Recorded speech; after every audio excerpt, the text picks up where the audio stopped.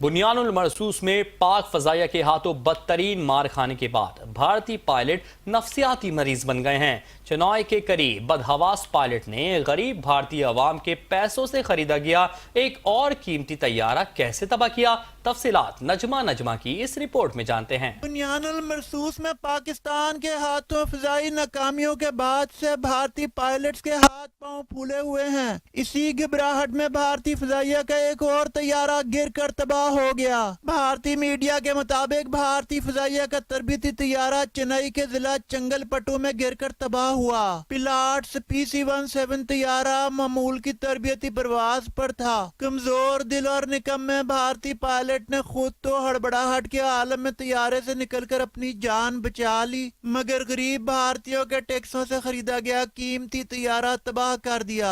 بھارتی میڈیا کی جانب سے جاری کی گئی حادثے کی ویڈیو میں طیارے کی تباہی کا منظر دیکھا جا سکتا ہے۔ اس ویڈیو میں خوفزدہ بھارتی فوجی سر کھجاتے اور منہ چھپاتے بھی دیکھے جا سکتے ہیں۔ واضح رہے کہ گزشتہ 30 سال میں بھارتی فضائیہ کو 550 سے زائد فضائی حادثات کا سامنا کرنا پڑا، جن میں 150 سے زائد پائلٹس جان کی بازی ہار چکے ہیں۔ بھارتی ایویشن کے حالیہ حادثات فضائی نظام کی کمزوریوں، پائلٹس کی ناقص کارکردگی اور SOPs کی خلاف ورزیوں کی عکاسی بھی کرتے ہیں۔ Najma 5 news, Chennai, India.